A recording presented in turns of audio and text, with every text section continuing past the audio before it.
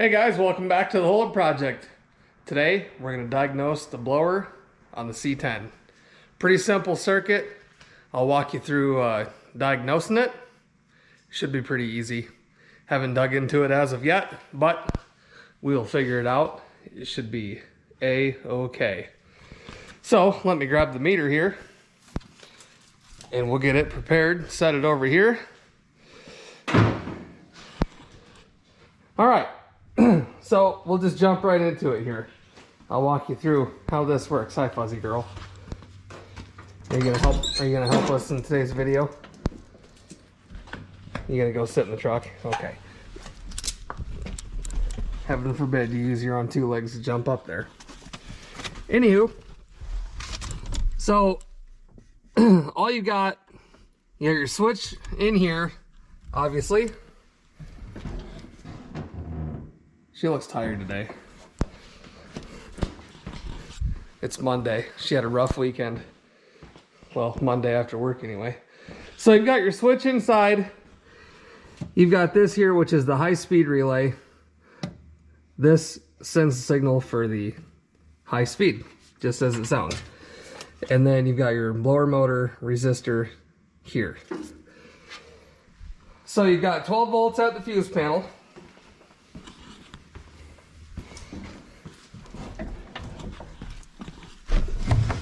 Right up in there, 12 volts there, and that 12 volts goes to your switch, and that switch from there, she comes right on out here and travels through this guy here, runs over, hook my sweatshirt on the hood latch, it runs over into here. So essentially there's what I think 4 wires behind that switch, and then your 12 volt feed, which comes up into this box. So real simple to figure out. It basically that wire looks pretty nasty. But anyway, so you get 12 volts coming up through here, over to the resistor, and then from the resistor, it comes into the high-speed relay. And the high-speed relay, all it does is, if it actually sees 12 volts, the switch contacts inside and sends 12 volts back out over to the blower. If it doesn't see 12 volts, it just bypasses and goes right through over to the blower. So the way these blower motor resistor works, I can't talk today. 12 volts goes into it, goes through a coil, reduces the amount of voltage that comes back out the other side, and lowers the voltage to your fan. So obviously if your fan's not getting 12 volts, it's not running at full speed. So it could go, second highest setting could be, just say 8 volts. And so that reduces the speed of the blower motor. Maybe the medium setting could be 6 volts and the low setting be 3 volts. Obviously the less voltage that goes to the fan, the slower it spins. So essentially, we got our helper in here trying to take a nap on the job. Turn your key on. Look at that tach. We got to figure that out too. It just kind of has a mind of its own. So as you can hear, the blower is running on low speed. And that is because that's the design of these trucks. The blower is always running. Okay, you can hear that. So let's get our meter. So it already, oh boy, cut, action. So I had already come down here and recorded a whole video on diagnosing the blower motor. Well, I uploaded it to the computer and I started going through it, and it was absolute trash. By no means would that have helped anybody. It was terrible, and I ain't kidding you. So rather than putting out something that's just, you know, hot garbage, if you will, and helping absolutely nobody in the process, and, you know, bullshitting everybody that watched it, we're going to go ahead and redo this and actually make it somewhat, you know, informational. Welcome back to the Holo Project. All right, so for starters, we're going to show you this eye chart here that nobody out there can see. Let me set it down here. Here's your fuse panel, and coming out of the heater fuse, you've got a brown wire, comes up to the heater blower switch. This guy right here. And then from there, they go off this page into, you know, no man's land, because I don't have the next page. So we're just going to go for it. So your first step here, all you got to do is just take a test light, just for the ease of having a test light out, and you check your fuse up here on the panel. Both sides of the fuse, not just one side. You can have power at one side. If the fuse is blown, the other side won't have power. Your light won't light up. If you've got power there, good. That's a good start. If you feel like taking the dash apart, you can follow your wire up here to the switch. And this switch controls the modes, obviously. So coming out of there, you've got light blue, brown and white, and orange. Well, this feller here has this plug-in on the back of it, along with this plastic box with all your vacuum lines and all this other hot garbage that comes off of it, which this one's broke. So we're gonna go ahead and fix that one, and I've got an idea on what to do to fix that, and I'll show you guys here in a minute. So coming over to here, since you've got this all pulled apart, and you can't see anything that I'm doing because I don't have a light shining on it, that's pretty smart. Let me find a magnetic spot. There we go. Put it right there on the shifter. If you follow this harness, you've got a brown wire that comes up and over the cluster, which goes to the fuse panel. And then you've got this loom that comes across over to here. And if you can see that right here, these wires come out of that same loom that this is controlling. So this is throwing this brown and white wire here across over into this switch. So they come into this switch, and this specific truck has air conditioning, and if you don't have air conditioning, you probably won't have this light green wire right here. You've got the light brown, or the brown and white, coming in, and then you've got a solid brown and a yellow heading out. Back over here, you've got your brown and white that comes over here, and then you've got light blue, orange, and I think that might be tan. I don't know, I'm not sure. And then if you go ahead and walk with me out here to the front, and I'll try not to step on the dog. She's out here taking a nap while I record this very informational and probably extremely dull video. Here's your blue. Well, sorry, let me start here. Here's your light blue. Here's your tan, come from the switch. And then here's your yellow that come from the mode selection switch. And the light green, which goes to your AC switch here. It's probably your high pressure, I'm guessing. which these are all hacked and cobbled and terrible, but we're not worrying about that right now. So anyway, and then coming out of here, you've got your dark blue that comes down here to the high-speed switch. So now you've got black, which is ground, which is right here. You've got light blue or dark blue that comes from your blower motor resistor. And you've got orange that comes from your switch in there, and a big thick red. Your big thick red is gonna be your main source of power coming in. And you've got your purple. Purple comes over here, goes to the blower motor. So essentially, in diagnosing this system, you just want to follow your voltage.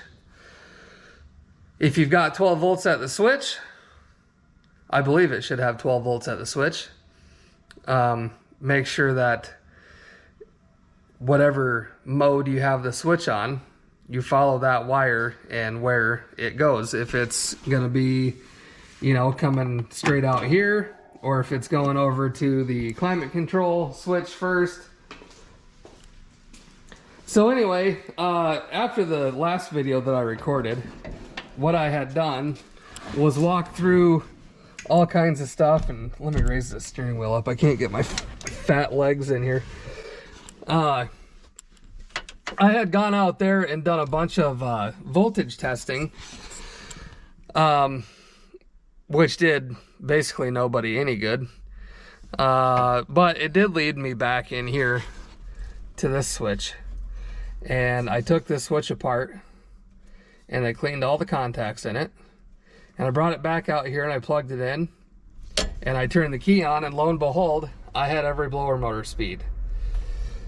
Now, that being said, the resistor that's out there is new. And the blower motor is new purely because the bearings in the old one were shot. And it was just sitting there squealing. These things run on low 24/7 nonstop all the time unless the ignition's off. Well, whoever had this truck before me had gone through here and tried diagnosing this and had replaced stuff out there, had all this stuff in here tore apart and everything else. So all of that being said, what I did was, after I cleaned this and I had all the blower motor speeds, that lasted about 5 minutes. And then it went right back to square one.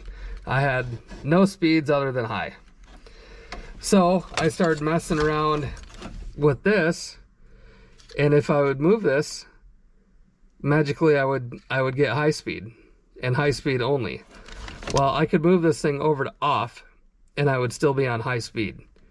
So anytime I'd move this switch, I would have only low speed. It wasn't doing anything at all. And then I'd come over to here and I'd mess around with this one here, and my high speed would kick on randomly. So I thought, well, all right, let me tear this all apart. Well, I didn't realize when I made the first video that we had power coming from here over to here first and then out to there. So what we're gonna do, since we already know that hopefully this is working right, but it's this that's preventing us from actually getting our blower speeds, I would like to try to take this apart because there's copper contacts inside it, and clean all those up to make sure that we're flowing out to where we're supposed to get voltage out there. Because if you go out there and you run your tests, even with a test light, and you're not getting power to the wires for the different speeds on the resistor, well, then obviously your problem's in the cab. It's either, you know, a blown fuse, or you've got something goofy in these switches. The contacts in these little switches, it's just a little, well, I can patch that part of the video in, I guess, so you can kind of see what it looks like on the inside. But all this is doing when you move it, it's just changing which one of these pins it's sending power down, which obviously changes which wire. And whichever wire it's sending power down gives you your different blower speeds because it's going through the resistor. The resistor is changing your voltage from 12 volts down to 8 volts for medium or whatever. I'm just guessing. And maybe like 6 or 4 volts for low. I'm not exactly sure, but that's all that thing does. It's just it's got all kinds of coils inside it that act as a resistor and reduce the voltage going to the blower motor. And this is your high speed relay. If it's not seeing 12 volts, the little thing inside it doesn't operate. So if it's seeing 6 volts, it'll send 6 volts out. If it sees 12 volts, then it closes and sends all 12 volts down this to the blower to give the blower high speed. So all that being said, that was probably more informative than the entire 45-minute video that I recorded the last time. Hopefully, hopefully somebody will get something out of that at least. But let's go ahead and pull this out. If I can unplug it with one hand, which I highly doubt. I'll give her a shot. Nope, not gonna happen. Maybe with my left hand. Boy, those things. Let me get over here in the light where you guys can see something. Go over to our workbench here. So you can obviously see the contacts inside there, and you can see all these little pins from the outside, and basically your rod goes in the middle of that black thing and slides back and forth, changing where your contact points are inside it, therefore sending power down different wires. Now what I don't know is if I tear this apart, if it'll ever work again. But for the sake of people's knowledge and me making this video, let's try it. Okay, great. All right, well, you guys can hang out right there and watch me stab myself 400 times with these picks trying to get these little tabs to open up. Or we're just gonna end up breaking this, and yeah, that'll be that. So I think once I get this separated a little bit here, I'm hoping I can get this flathead stuck in there at least to where I can start working these tabs around.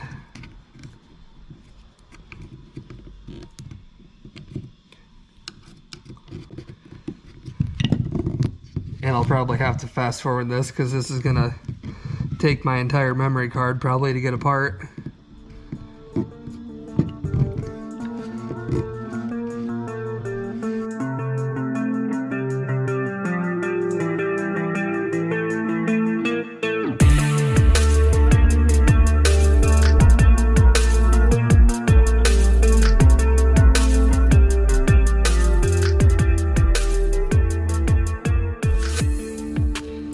We got it.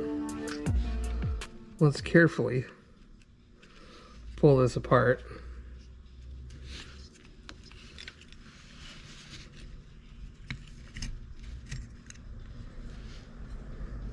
Look at those contacts in there, they're terrible.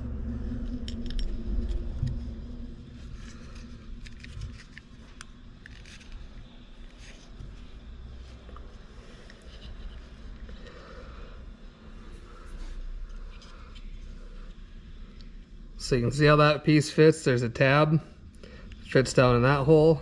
It's got a spring behind it, you can feel that. So let's start with cleaning this, because that looks terrible.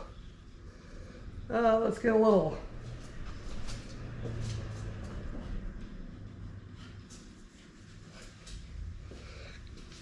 brake clean in this action. That grease has seen better days. We'll just really degrade our plastic here so it blows apart when we put it back together.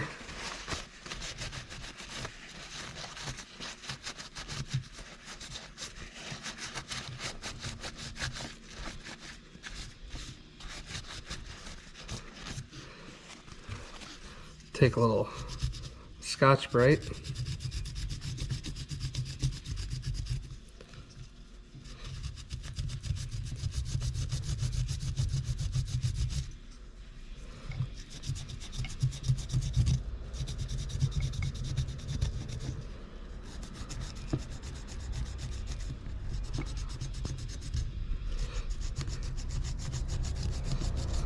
It's one thing about this old stuff. You think you'd be able to do this with a new car switch? Nope.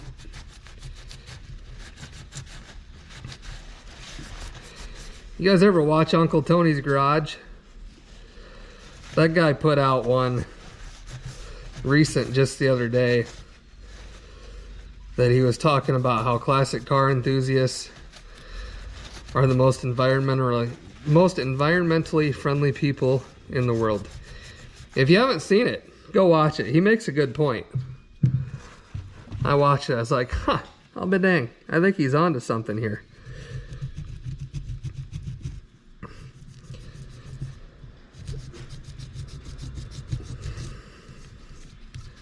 All right. How's that look? A little better? Let's have a go at these here. There's that little spring in there. Be careful not to lose that, because you'll never find another one. You have to go buy a new unit.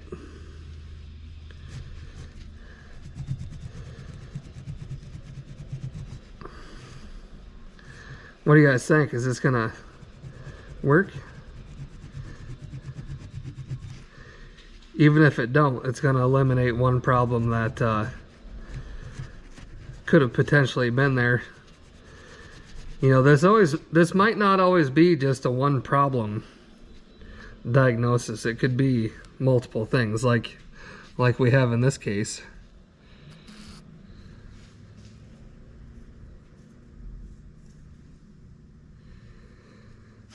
All right. Put that guy back in his little spot.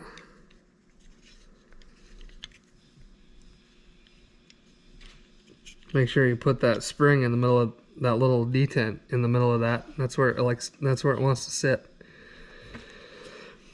So anyway, yeah, when this switch operates, all that little triangle looking deal does is slide back and forth on these. Simple concept. I wish I had some compressed air down here. I don't, though. Not yet.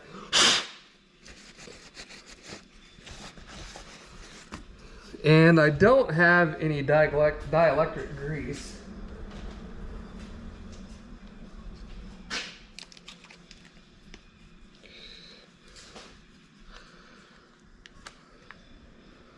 I've got this, which I suppose is probably close enough. This is from Cap and Rotor. We'll just put a little bit in here.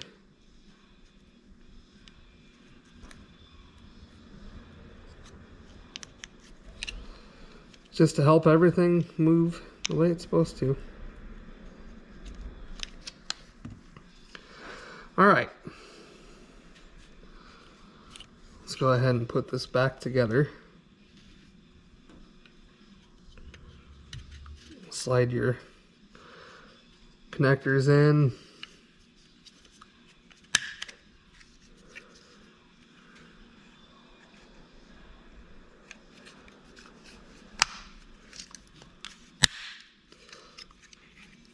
Clicker back closed.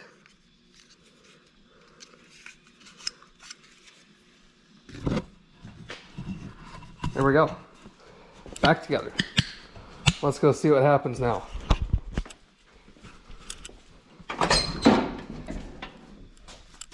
Your guess is as good as mine. So we'll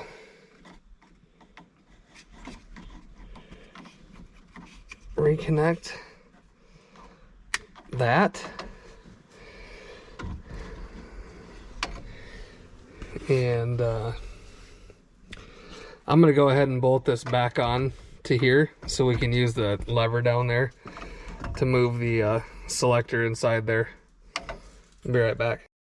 All right, turn our key on. Actually, we'll set this switch, which it might already be all the way down. All right, that should be in low or high. We've got high. How about the next one? Medium. Whoops, too far. Can you hear it? See, we lost it already. There's high. We lost that speed. It's a contact inside this switch. If you fiddle with it, you can get it.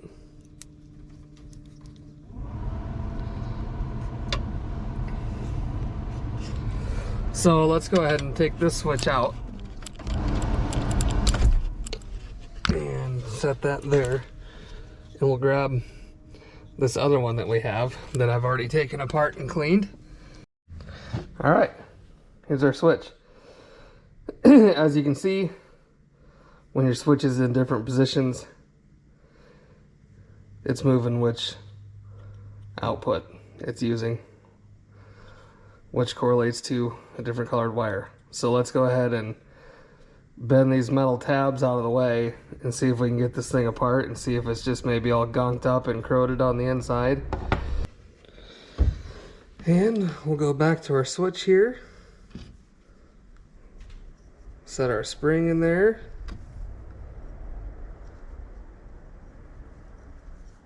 Set our little plastic piece there. And then I believe this pointed to the right. And this piece here. Hopefully we can get these little tabs to bend here without running a screwdriver through my finger.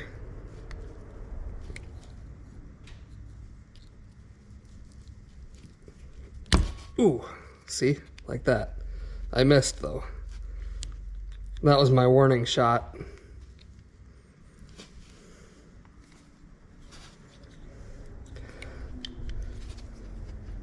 From the outside, it appears as though it's pretty dirty. Just try to be careful not bend all your tabs like I'm doing.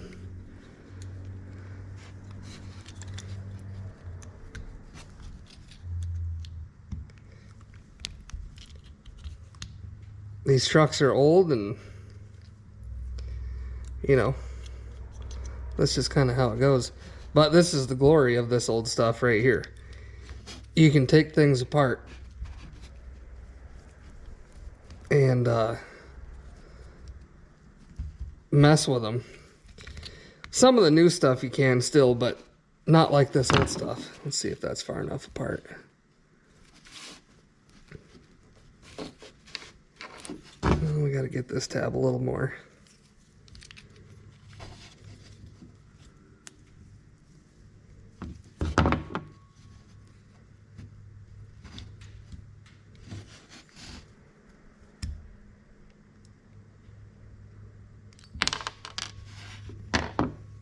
Oh yeah, she's nasty.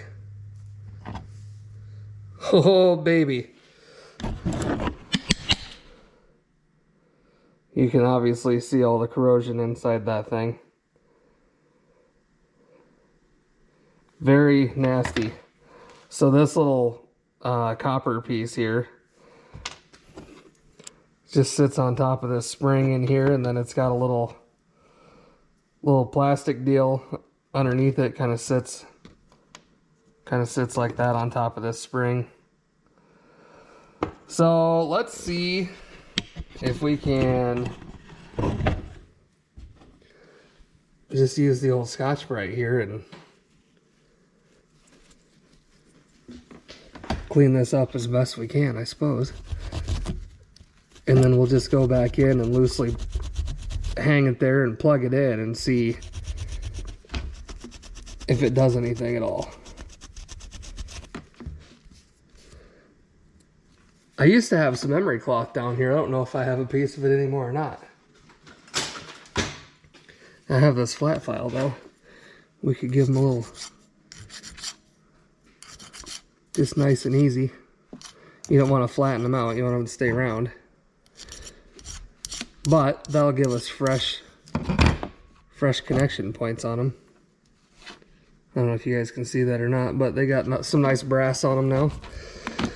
Or copper or whatever we got in here.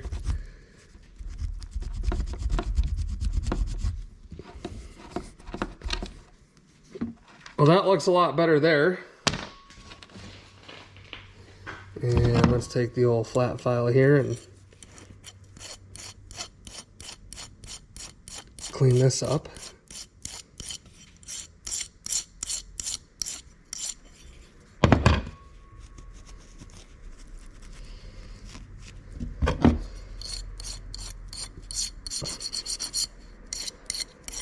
What do you guys think? Is this gonna fix our issue? It just might.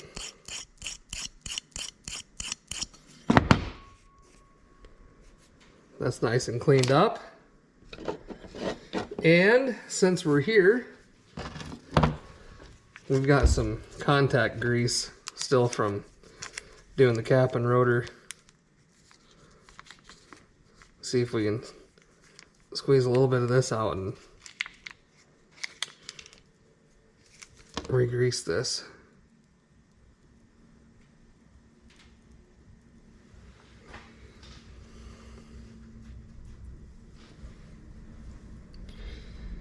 And we'll go ahead and clean these connections up.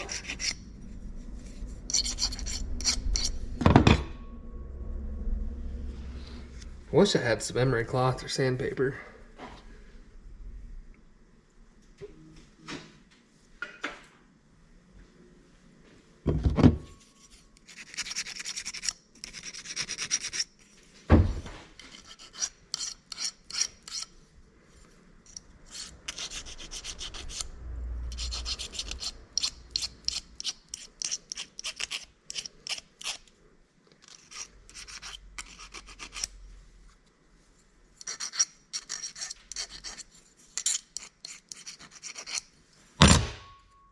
All right.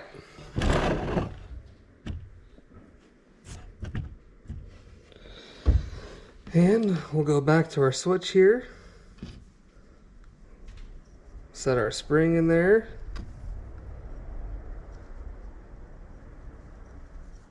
Set our little plastic piece there.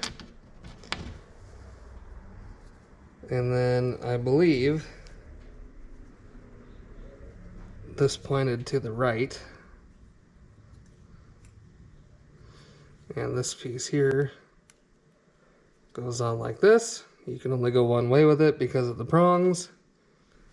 And then we'll just try to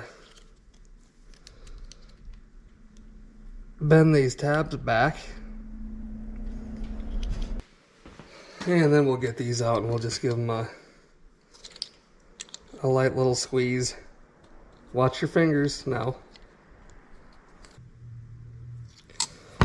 All right.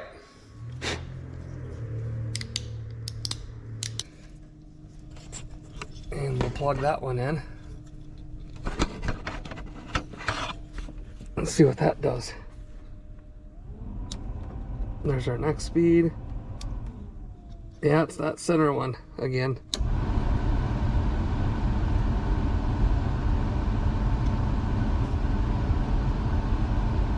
Huh, I wonder why that is.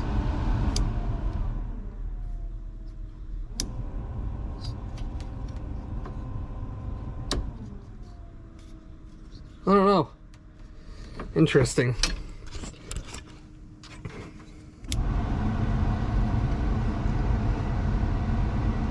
But, yeah.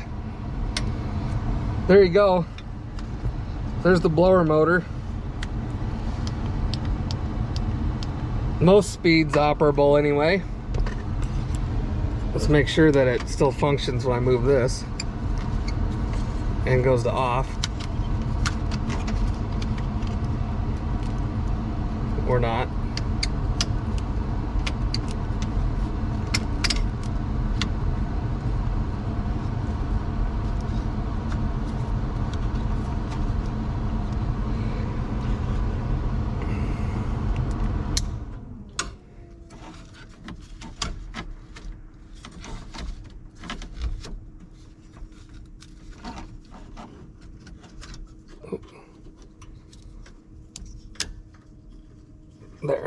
There we go. Okay, next order of business. I can live with that. I'm not even gonna bother with that. There's our little light bulb. He goes right here. Don't forget to hook that back up. All right, so you guys are gonna think I'm nuts wanting to do this, but I think it'll work. Where'd my light go? There it is.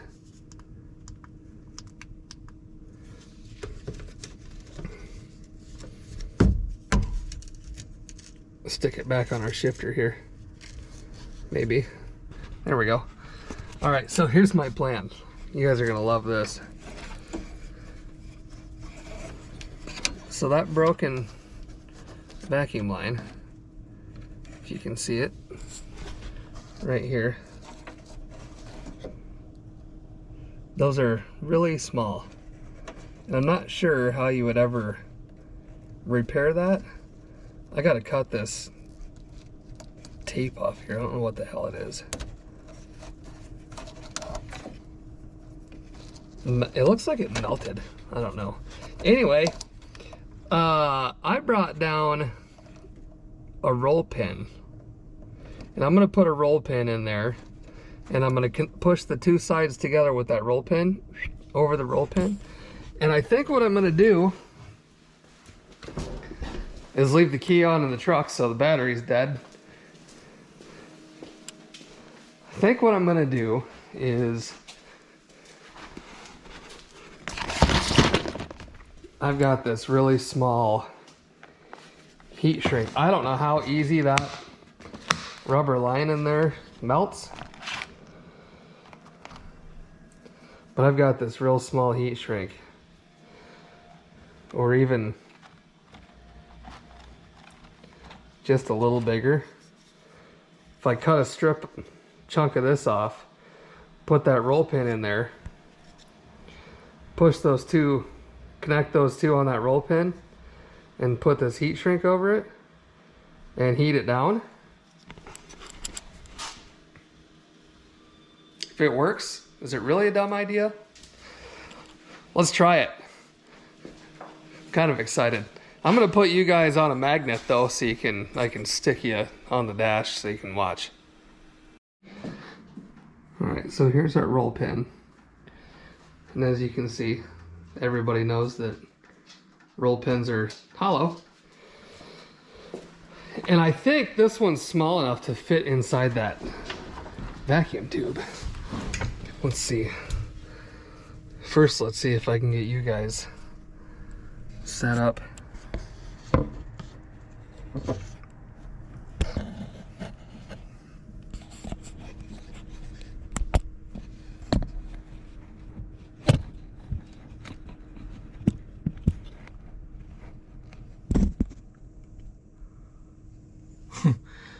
That might stay, it might not.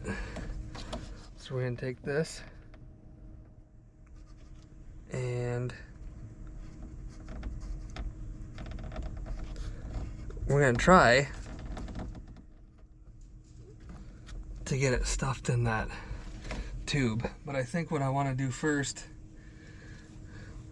let's see what this heat shrink tubing is. That'll work. I'm gonna take this pick and make sure that this is, oh, drop the roll pin.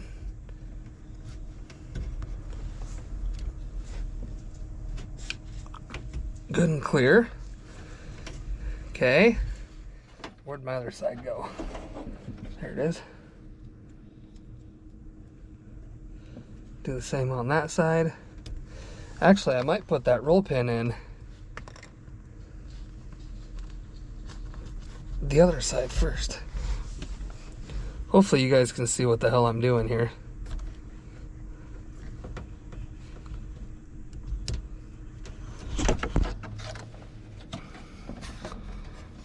Probably not. Let's see.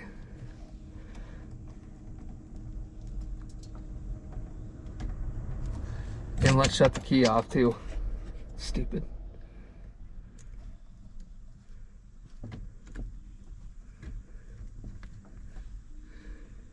Boy, I don't know, I might have to crush this down a little bit. Just a little bit.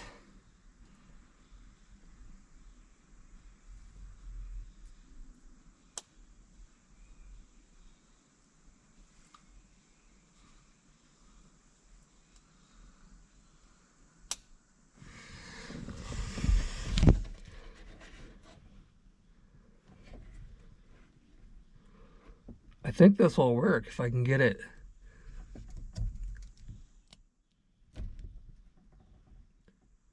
If I can get it jammed in there.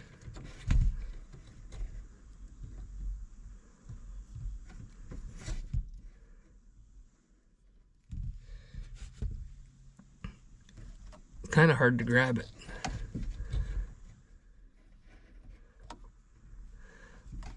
I don't know how else that you would fix these. You probably can't. And I'm not going to take this whole dash apart and trying to replace them. Whatever mode it controls, I'm not too concerned about.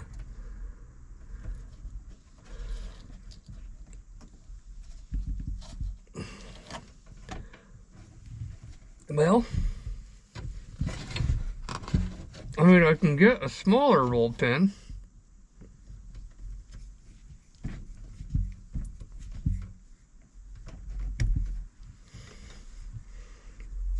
If I have to, but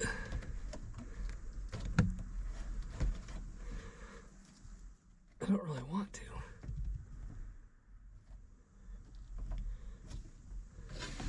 Let me find my straightforward pick. Be right back. Alright, if I drop the camera here, I've got it on one side, or in one side. Slide our heat shrink on there so it can travel down that tube and I'll never find it again.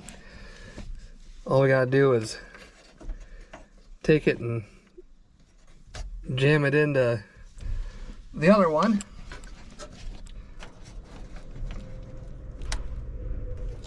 And heat up that heat shrink.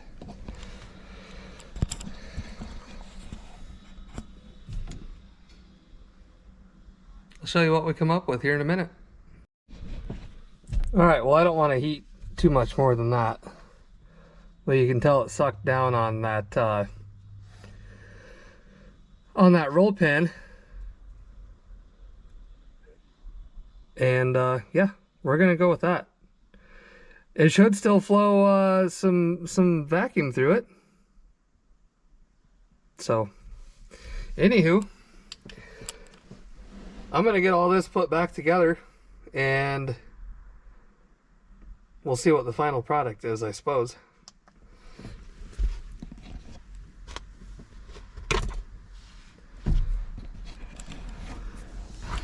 You know, I'm trying to remember now that I'm thinking about it. We did fix something else in the last video when I recorded the blower motor repair. Oh, we were working on the Tach. So I'll patch that in and you can check out that. Yeah, I was trying to figure out why this factory Tach doesn't work, and I pulled the whole cluster and everything else out, and yeah, tried to get it working. So enjoy that part, and you can watch that while I put this dash back together. Well, there she is. Now, in order to get that out, you gotta take the dash pad out, which I didn't really realize. But there's the dash pad, and then the speedo cable obviously out of the back. A couple big connectors. But yeah, you can really get your head in here now and look at all the wiring nightmares and bad dreams and everything else that come out of working in an old truck.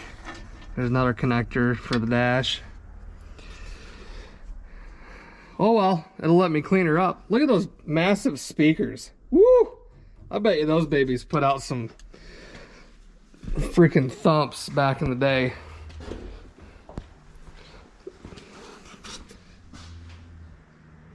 That's funny. Anyway, here's our cluster. There are a few other things I'd like to fix. I kind of reached up behind this thing and got one of these bulbs out and bought a box of them. I was able to reach a few from under the dash because there was basically none that worked, but I don't think I was able to get them all. Here's the speedo cable connector. You got basically push this down and it unlocks the cable and then you can pull it out. So we'll get all these bulbs taken out and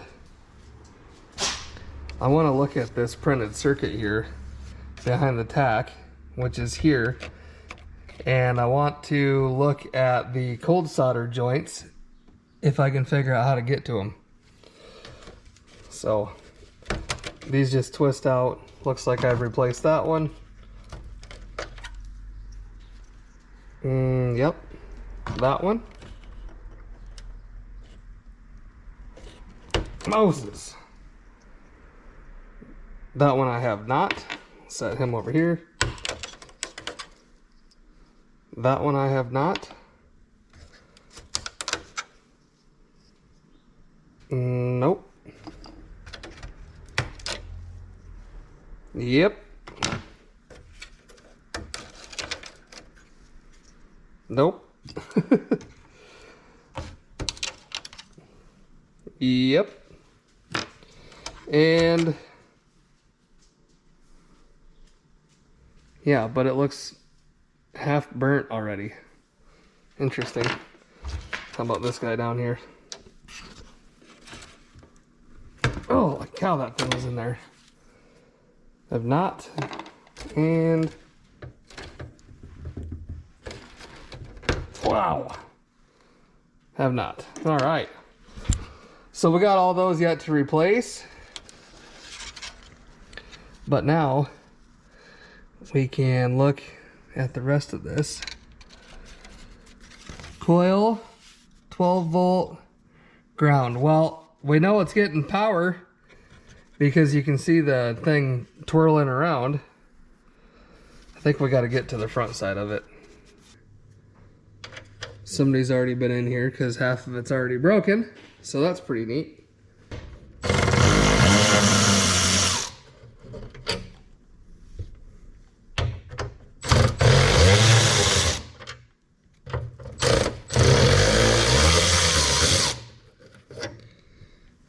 You guys probably can't see anything that I'm doing.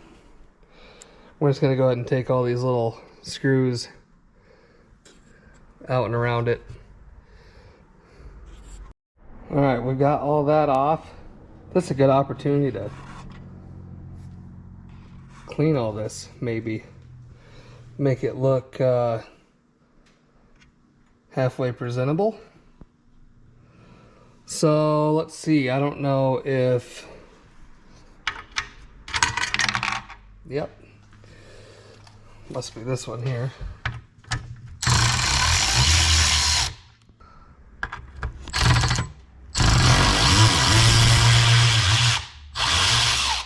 I didn't really want to take the whole gauge out, but I guess I will.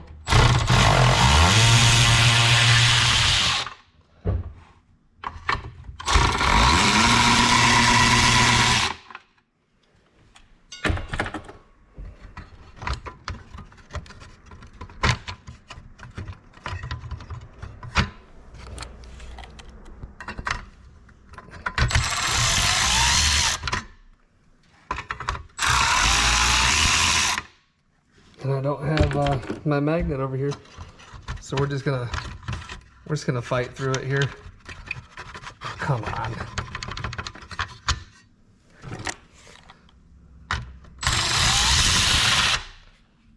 Can't take the screw out any farther. There. All right. Let's get rid of the rest of this. I believe if we take... I love that all this stuff back in the day was metal. I really do. I think we're going to take these two off and maybe that one, and slide this back panel off so I can get to all the solder joints on this circuit board down here. Highly unlikely this is going to work, but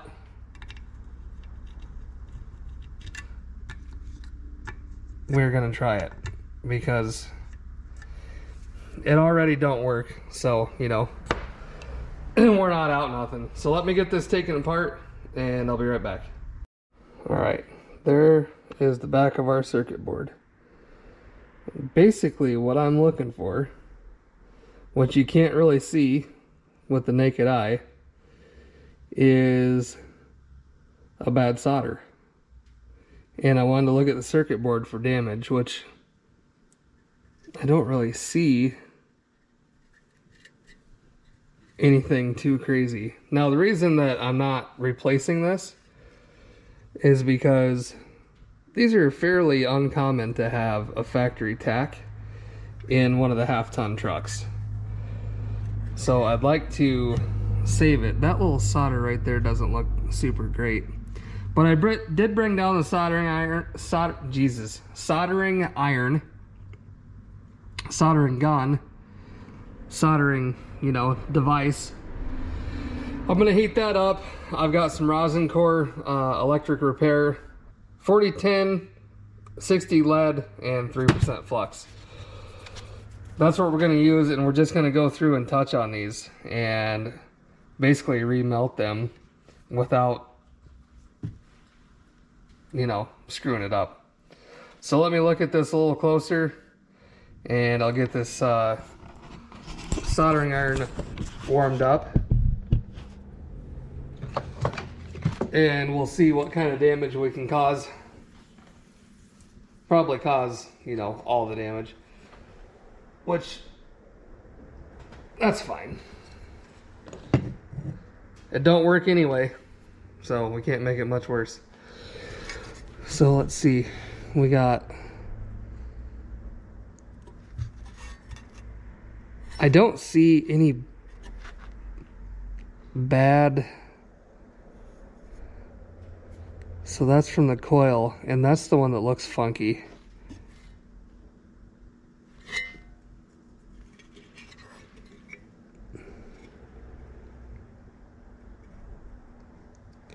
And that would also make sense why we're not getting a Tach reading too. If our coil wire, we already know we're getting 12 volts to it because the needle moves. We're just not getting a signal from the coil. And that's the solder that looks bad. So that would actually make a lot of sense. Ground goes around there.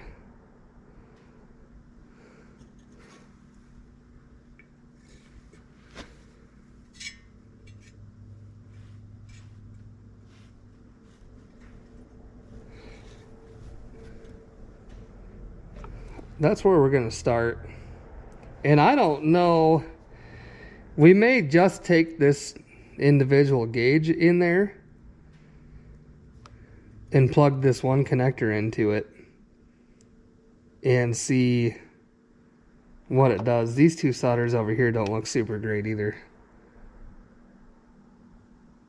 We'll probably just quick run through quite a few of them and touch them up, if that makes sense. These two here don't look super awesome, but this one here, that's the one that looks a little funky.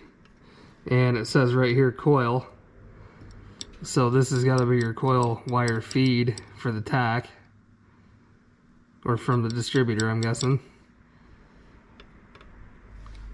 So I definitely want to touch on that one. So I'll be back once this soldering gun gets hot.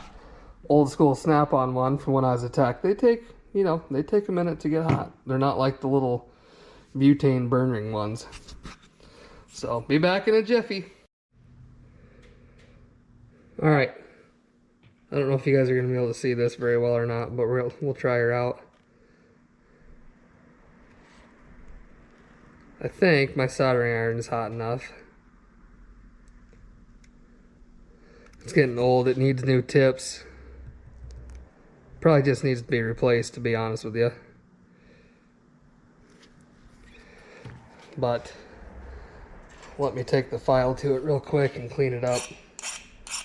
All right, that looks a little better. And it works much better. All right, tin the tip here. And let's just see if we can throw just a little dot on this one here.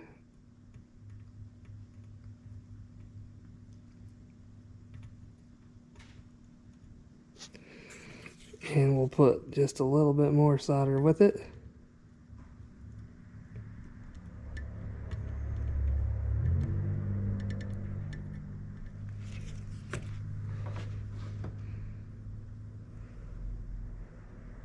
That turned out pretty good.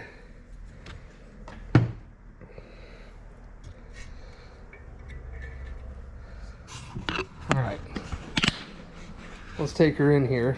Excuse me.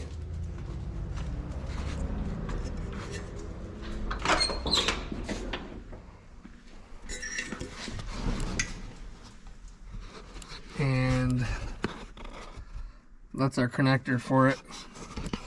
Let's go ahead and plug that in. All right, that's plugged in. Let's just see what it does. I don't know if it's supposed to do this, if it's zeroing. That's its favorite spot though, is right there. So let me move everything off the engine that we just, you know, put on the engine very smartly. And we'll move it over to our other workbench over here. We haven't forgotten about you, little Debbie. Just calm down. And we'll take both of these.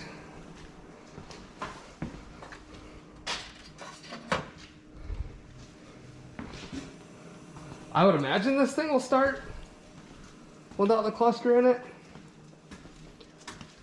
Will you move or get in or something? Go ahead, hop in.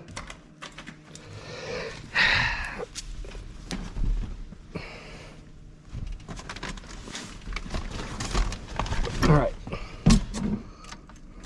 see what it does.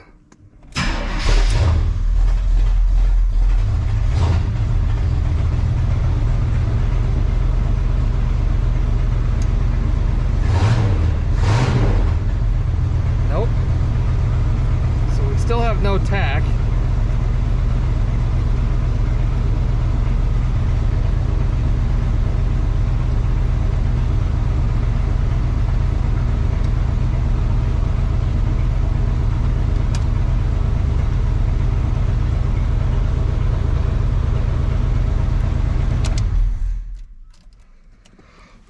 So let's unplug it and go through some more solder joints, see what we get. All right, so I went through and touched all the solder joints on the back of that up. We still didn't get anything. So the pink wire is the Tach signal wire here. And this thing, this connection here, had all kinds of corrosion in it. I don't know if you can see inside that connector there, but it is nasty. And I started fiddling around and the Tach started bouncing all over the place. So what we're gonna do, we're just gonna cut this out, and I mean, it's got a connector here, it's got a connector here, it's got another connector here. There's connectors all over the dang place in it. I don't know what was going on in here, but we're gonna get rid of this connector. As long as I can get that solder in there melted.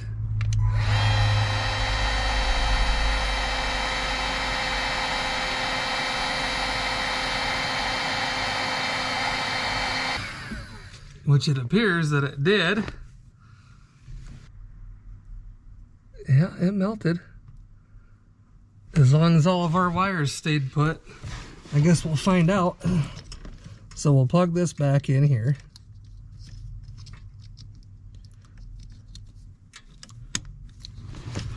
And we'll plug this back in to our spot and fuse panel for the Tach. And now we'll come up here.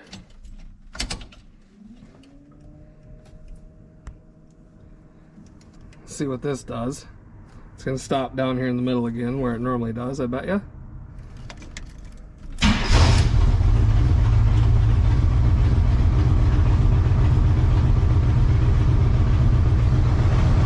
Still don't have a Tach. So I'm going to mess with this wire stuff and you guys watch that down up there.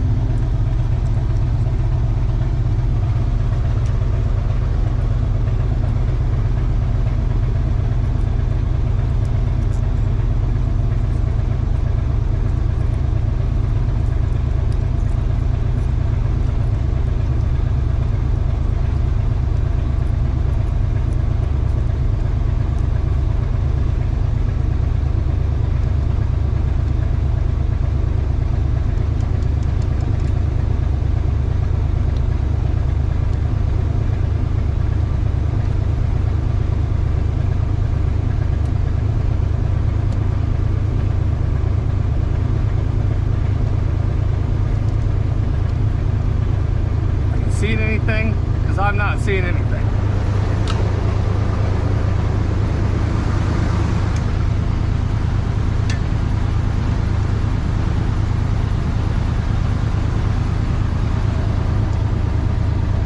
We are not winning.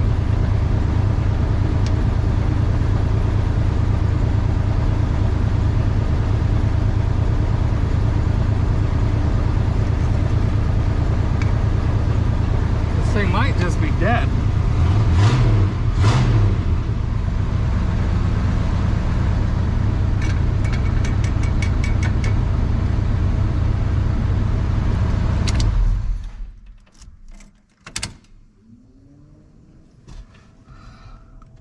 I don't understand.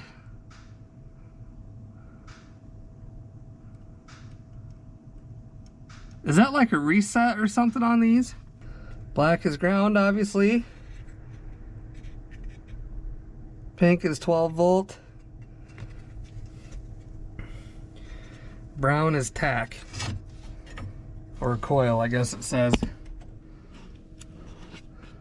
So let's follow that out. It should come out here into the engine bay. I'm wondering if we don't have a screwy wire. Alright, well, welcome back.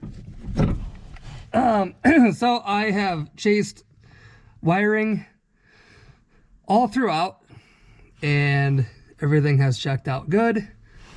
My last ditch effort here is going to be, if I can get my arm in here, is check this ground. And I might move that ground over to this grounding panel over here with a spade connector. If that isn't it, I'm gonna say the Tach is just, you know, it's had its time and its time has now passed, unfortunately, because they are not cheap. To get one of these factory Tachs, just did a real quick search just to see. I mean, there's always the option of putting an aftermarket Tach in, but I don't think this is actually where this ground is supposed to go for the Tach. I did put the cluster back together and plugged most of the stuff in so I can just double check that my lights on at work. And everything seems to be in working order. So we're just gonna check this ground down here and maybe move it over to, like I said, over to that grounding panel, because that's a 10mm bolt holding it in, and pretty sure in 1978 they didn't use 10mm bolts on American made vehicles. So somebody's definitely been in here trying to diagnose this. There is just no room in these caps, I'll tell you what. So we're gonna take this ground out of here. That's just I don't know. I don't think that's where it went from the factory. It could be, but let's see if we have enough wire here to make it. Oh yeah. All right, so let me get a spade connector. We'll cut this eyelet off. I don't know, that doesn't look like a factory deal. We'll move that over to that panel over here and see what happens then. I'm guessing nothing's gonna work, but it's worth a shot. All right, well, we got our ground hooked up down there. That did not fix the Tach. So, son of a gun. Anyway, we tried and gave her a valiant effort anyway. The only thing left to check would be our wire coming out of the dizzy back here. Verify that it's sending its signal. Just gonna break in here. Oh boy. I just wanted to show you quick. I have glasses on now. That's not what I wanted to show you though. We did run a jumper from the distributor on the coil side, and we ran it in through and back probed it into the back of the harness here on the brown wire. That still didn't work, and we also checked for 12 volts up here. We've got 12 volts. The ground we know is on a good ground. So yeah, unfortunately, I think the little microchip there on the pert near circuit board is no good. So since we have this out, I was thinking here, I think what we're going to try to do, there is a piece of the cluster here that's broke. This little shift indicator, the gear indicator here, is supposed to go up through a little bracket here. And I think what I'm going to do is I'm going to drill a little hole right up through the bottom of that and just loosely put a zip tie there, just to hold this up here in this position, and then this goes down to the column. And we're going to try that and see if it works. Highly unlikely. It's really not super important to me, but the plastic piece that's broken out of here is missing, so that's not going to help us at all. So I'm going to rig this thing up and go ahead and put the dash back together in reverse order from when I took it apart. And yeah, I'll be back here in a minute. Give you guys the end result. At least we'll have a blower motor. Well, fan speeds anyway. Unfortunately, we don't have a Tach. So, you know, we'll just deal with that. Well, welcome back. In case anybody was wondering, these old GM dashes are absolute garbage. I swear every time I take this thing apart, something else breaks on it. Just a terrible design. Why would they? I don't know. I digress. Anyway, we're still going back together. My plastic thing in the cluster broke behind for that hold down. That corner was already broke. We'll figure out a radio at some point. I don't really care. We'll put this bottom part back together here, and yeah, that'll be about it, I believe. This thing over here thinks that she's got a critter backed into the corner by the trash can. What's over there? Huh? What's over there? Well, do you want me to move something? What do you got back there? You got a mouse?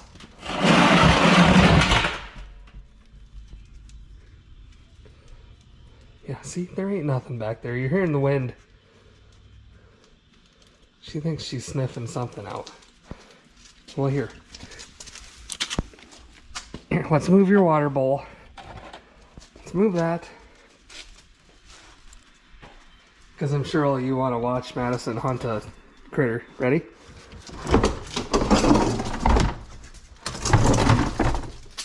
Oh, she found something. I didn't see it. Where'd she go? Where'd it go? Was it a mouse? Wonder if it came out of this old truck. Oh, shoot. Anyway, thanks everybody for watching. Oh, I just seen it. There it goes. Get out of here. I gotta bring the cat down. I'll be damned. I'll have to put some poison out. Anyway, like I was saying, appreciate you guys for watching.